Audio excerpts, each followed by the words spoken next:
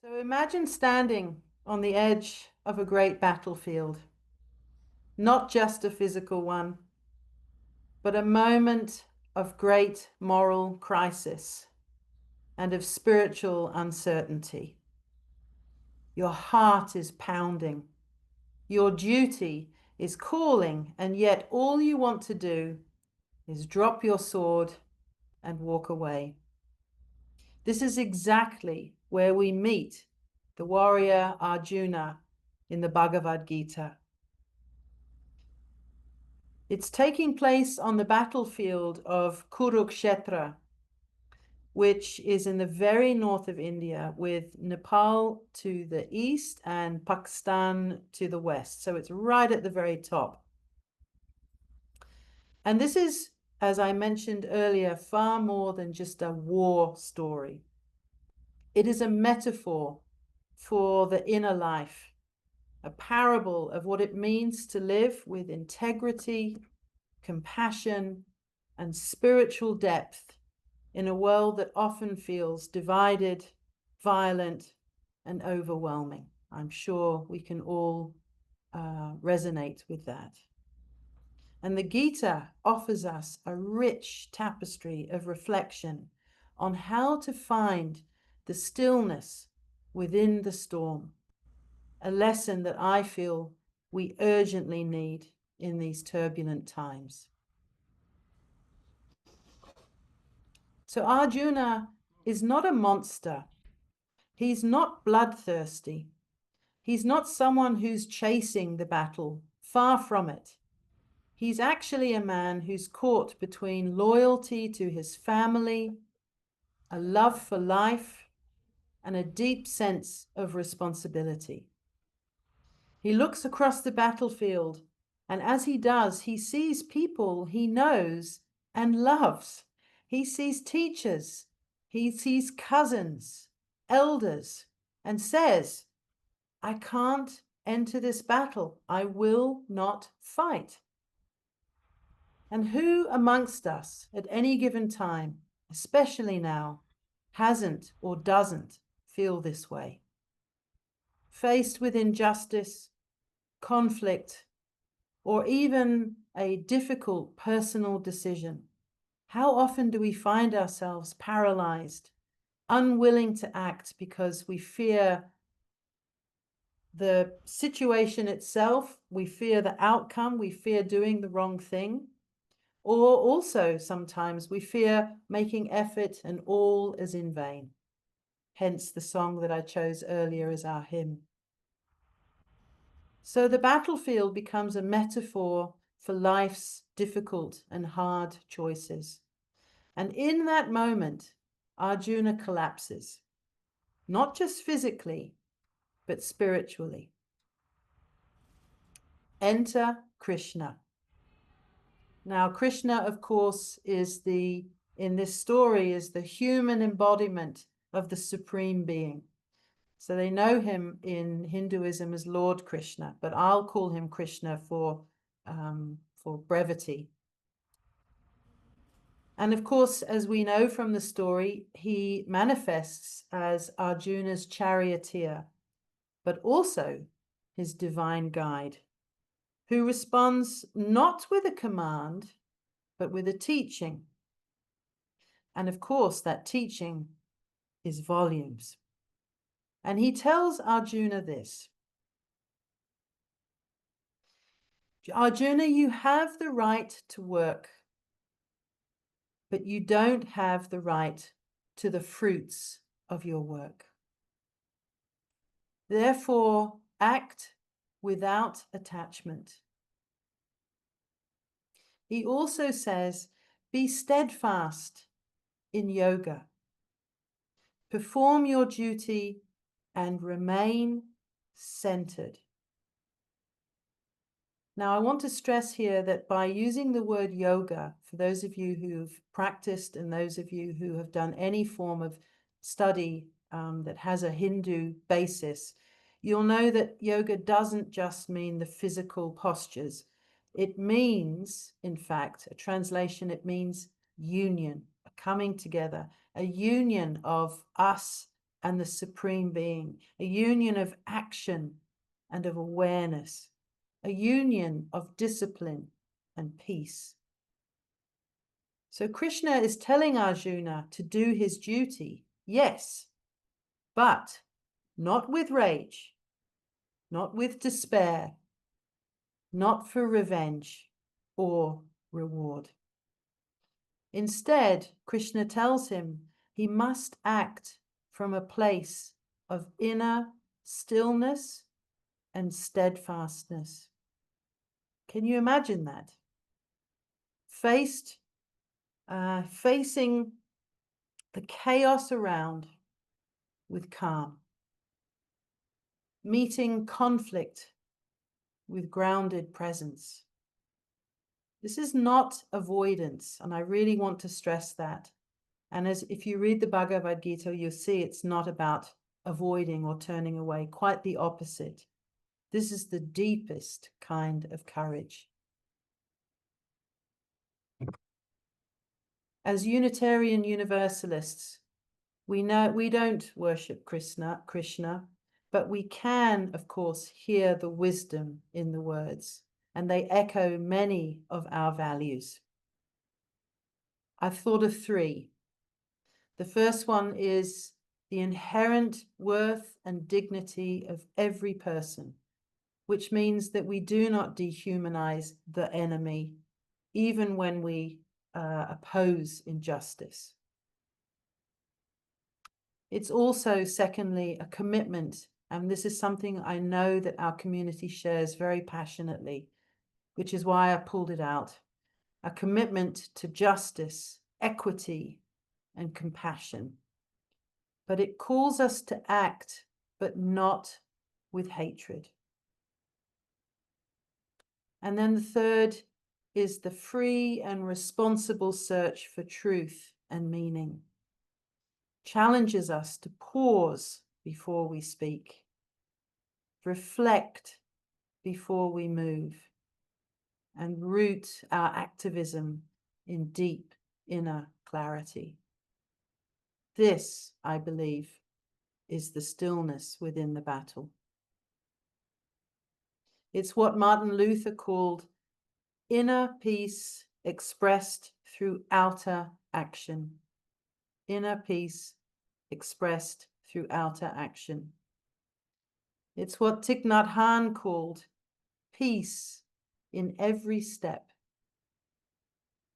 And of course, it's what so many of the wisdom traditions and spiritual leaders have pointed to, that real strength is grounded in serenity, not fury. So my question for us today is this. We are living through modern battles, as we know. The list could be very long. I've just mentioned a few: political division, climate collapse, racial injustice, economic anxiety, and often, and of course this is true for everybody, personal struggles that no one sees. So the temptation, of course, as we all know, is to become reactive, to shout, to despair, or to retreat in numbness. But Krishna, through the Bhagavad Gita, calls us to something else. And here's the rub: to engage fully from a place of presence, not to walk away from the world, but to meet it with wisdom and heart. And Krishna does not tell, and this is interesting, and I love it for this reason. One of the reasons I'm so passionate about this text, the Gita shows us that Krishna doesn't tell Arjuna what to believe. Rather, Krishna helps him to discover strength and the strength to act with integrity. And as we know, this is something that we as a community share very deeply. It's our universalist message. We are not told what to believe. We're called to listen deeply, reflect honestly, and act with love. And as I said earlier, being still within, it's not passivity. Inner peace is not inaction. Krishna, as you notice, doesn't tell Arjuna, okay, leave the battlefield and go off and meditate in a cave. He doesn't. He tells him, in fact, the opposite. Get back into the chariot and get back in order to act, to serve, and to fight for what is just. But to do so without ego, without hate, and without attachment to the results, be it success or failure. And this is a deeply radical message, and it means that we act because we know intrinsically it's right, and not because we're guaranteed victory. That's radical. And it means that we serve because we know that we, to use a Christian phrase, are called to, not because it's easy or glamorous. And therefore, as Krishna says, and so many of the wisdom texts say, but this one in particular, in order to do so, we must nurture our inner life, not just as self-care, but also as spiritual discipline. So I want to close with an invitation, but before I do, I want to share one tiny little story with you of something that happened to me yesterday, because I felt it feeds right into this message. So bear with me for a moment.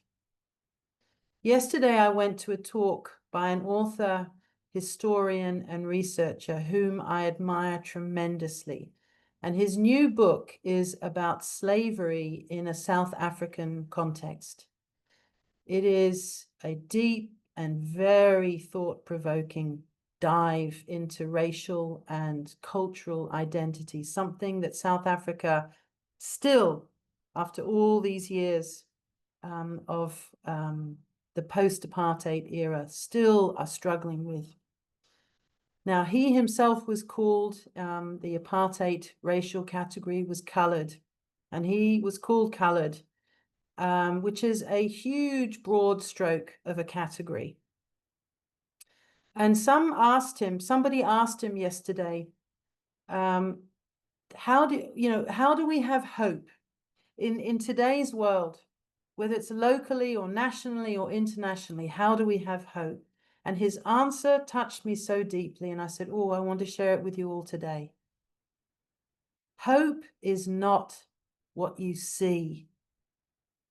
He talked about his growing up in South Africa in the 60s, the 70s, and the 80s, which were, to coin a South African phrase, hectic. They were dire and dark and desperate days. His mother, a single mother, was desperately poor, and she herself was almost illiterate. So it was hard for her to get money and to earn money to keep a roof over their heads. And as you know from history, the battles that were within South Africa were immense. And many, as he reminded us, sunk into hopelessness. But he chose not to despair, he said. And this is what he said and what I want to share with you.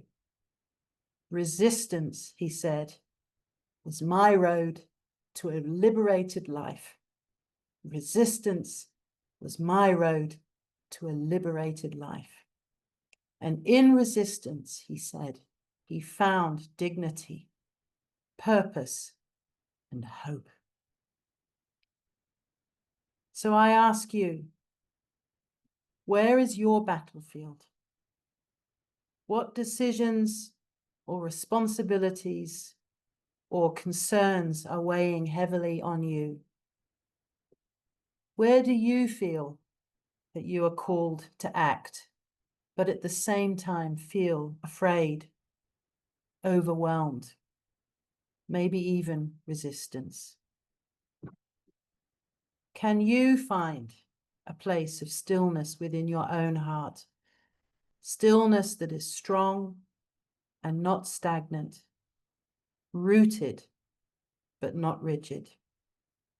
This is the invitation of the Bhagavad Gita, and it's an invitation I feel that we need more than ever. Let us be people of action, yes, but also people of presence. Let us fight for injustice, yes, but from a place of love. Let us live in the world, but rooted in the sacred stillness that reminds us who we are and why we are here.